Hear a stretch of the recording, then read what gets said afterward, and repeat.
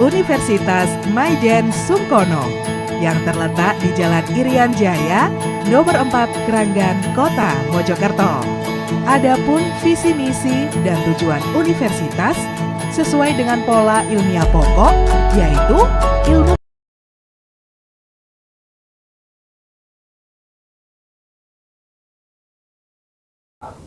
Assalamualaikum warahmatullahi wabarakatuh. Adik-adik sekalian yang berbahagia, kita kembali bertemu dalam perkuliahan pada hari ini. Kita adalah pertemuan pertama setelah kita libur bersama dalam rangka Idul Fitri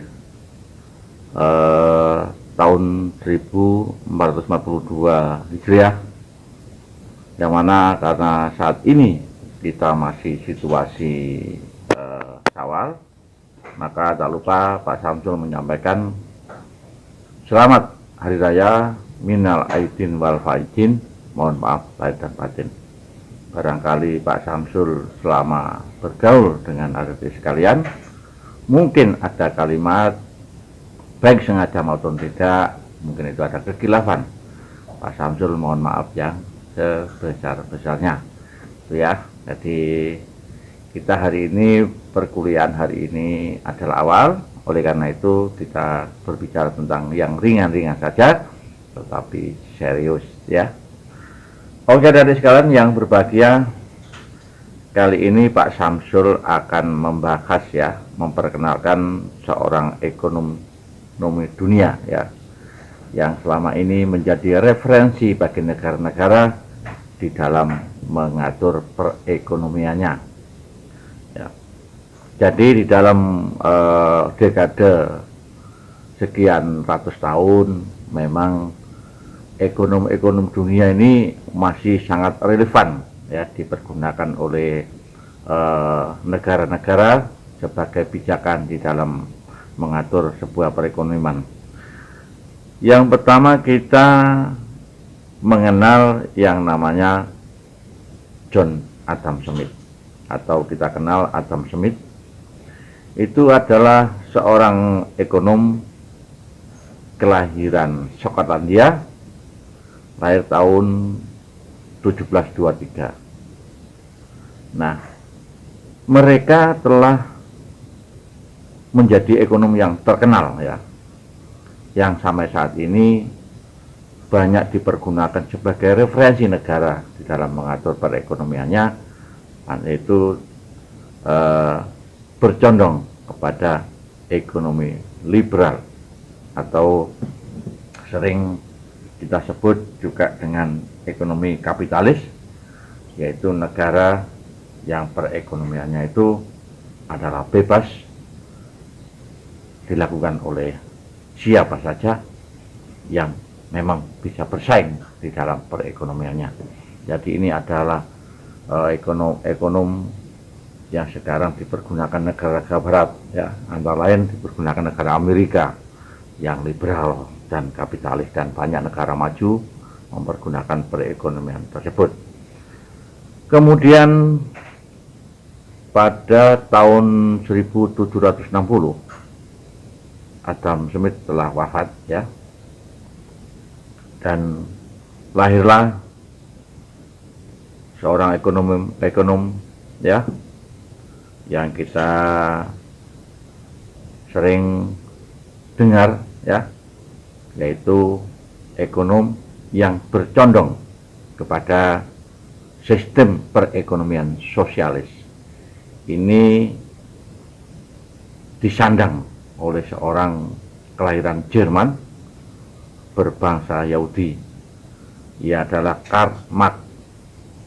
Mereka lahir tahun atau tanggal 5 Mei tahun 1818 atau 1818. Jadi setelah Adam Smith wafat, kemudian 40 tahun kemudian lahirlah seorang ekonom yang terkenal, yaitu Karl Marx pada tahun 1818, dan mereka wafat 1875.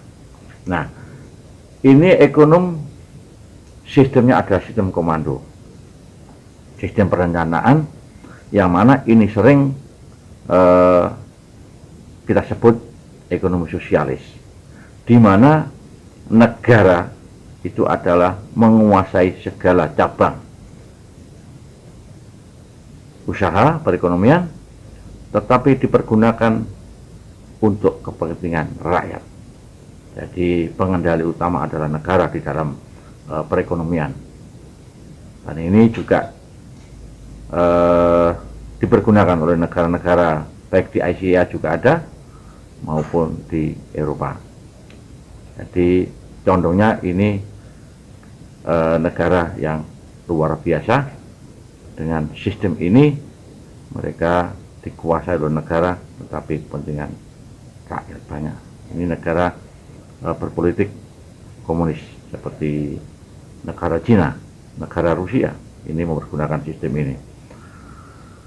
Nah, kemudian ada juga sistem perekonomian perpaduan antara liberal dan sosialis. Ini lahirlah seorang ekonom kelahiran New York, ya. Ini namanya Robert Heilbronner. Mereka lahir di abad 19, yaitu 1919. Nah, mereka mempergunakan atau referensi dari senior-seniornya dengan sistem perekonomian campuran antara liberal dan sosialis. Nah, ini juga ada beberapa negara mempergunakan. Coba jadi kita di dalam perekonomian hingga saat ini, tadi saya sampaikan ada 3 golongan perekonomian yang masih relevan. Yang pertama adalah sistem pasar bebas atau kita sebut kapitalis dalam perekonomian pasar, atau disebut juga liberalis. Kemudian yang kedua adalah sistem komando atau sistem perencanaan, kadang juga disebut sosialis. Dan yang keempat adalah campuran. Yang ketiga adalah campuran. Nah, para pelopor ekonom tadi, ya.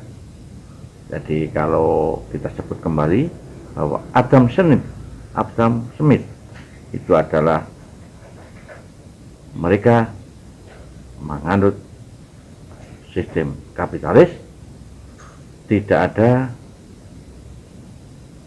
campur tangan pemerintah dalam hal ini. Kemudian kalau sistem sosialis, Marx, di mana pemerintah campur tangan penuh dalam perekonomiannya untuk kepentingan masyarakat. Kemudian kalau sistem campuran, yaitu Heilbronner, di situ pemerintah memberikan kebebasan masyarakat, di sisi lain pemerintah juga ikut campur di dalam perekonomian. Nah, kita akan menganalisa tentang perekonomian di negara kita. Bahwasanya ketika campur tangan pemerintah dalam bentuk membuat peraturan, undang-undang, ya, dan tujuannya, dan mengawasi kegiatan ekonomi masyarakat. Kemudian mendirikan perusahaan negara yang tujuannya untuk masyarakat banyak, menetapkan kebijakan fiskal dan kebijakan moneter. Ini ekonom yang dicetuskan oleh Heilbronner, bahwa sistem campur tangan ini memang semi. Nah, kalau kita mengamati bahwa sistem ini juga terjadi di negara kita, bahwa pemerintah kita, negara kita, itu mempergunakan sistem campuran. Tetapi di dalam prakteknya, pemerintah kita tidak menyebut seperti itu. Pemerintah kita menyebut, negara kita menyebut bahwa sistem pemerintahan perekonomian kita adalah sistem pemerintahan, kalau kita urut berdasarkan zamannya ya. Jadi kalau kita melihat ketika di tahun sebelum merdeka, negara kita dengan pakai sistem perekonomian, karena Belanda pada waktu itu adalah neoliberal, arti bebas. Karena ketika itu negara kita masih belum merdeka. Kemudian setelah merdeka, negara kita pakai sistem ekonomi terpimpin ya. Jadi ini orde lama antara tahun 1959 sampai 65. Kemudian ada sistem ekonomi Pancasila. Nah, ini juga terjadi di tahun 65 sampai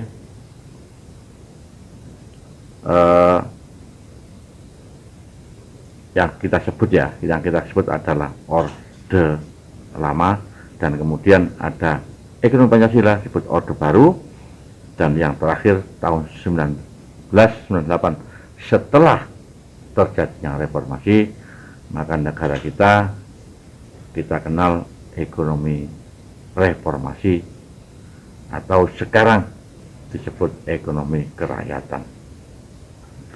Ada sekalian yang berbahagia, memang kalau kita mengamati sistem perekonomian negara kita,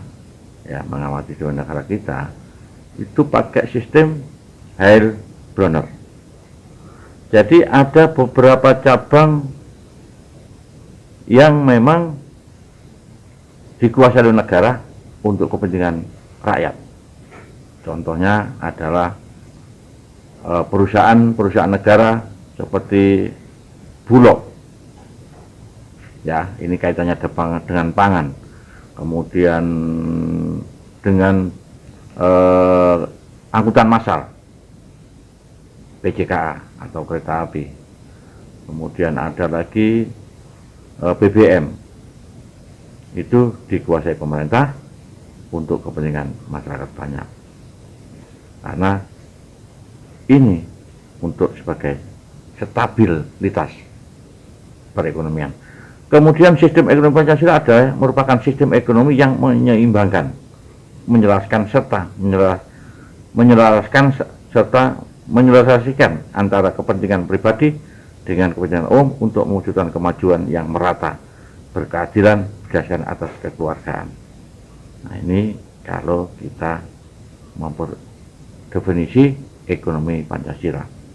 Kemudian kalau sistem ekonomi kerakyatan yang sekarang disebut sebagai sistem kerakyatan adalah yang didasarkan pada mekanisme pasar dengan suatu persaingan yang adil dan mempertahankan pertumbuhan ekonomi, keadilan, prioritas pada sosial, kualitas hidup, lingkungan, dan pembangunan yang berkelanjutan. Itulah perekonomian yang sekarang disebut perekonomian kerakyatan.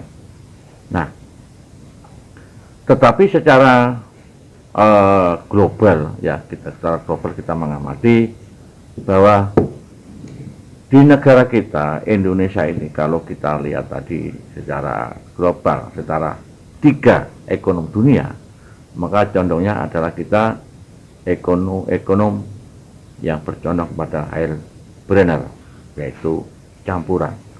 Ada beberapa negara, ada beberapa cabang produksi yang memang dikuasai negara untuk kepentingan masyarakat, dan ada beberapa cabang produksi yang diberikan swasta untuk kepentingan kestabilan dan perekonomian secara bebas. Dan pemerintah juga membatasi tentang produk-produk yang antara diperbolehkan dan tidak. Jadi yang diproduksi oleh pemerintah yang berkaitan dengan keamanan negara, maka adalah perusahaan negara. Contohnya perusahaan senjata tidak mungkin dikasihkan swasta. Jadi ini adalah perusahaan negara.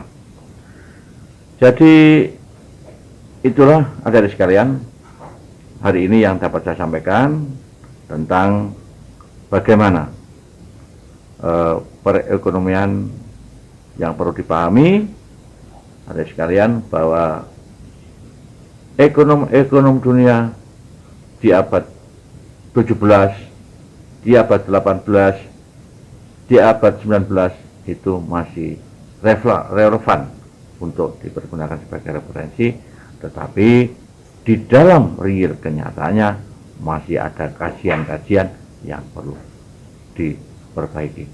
Saya kira itu yang dapat saya sampaikan. Nanti tetap kita buat resume sebagai bahan tugas Anda setelah menyaksikan video Pak Samsul. Demikian.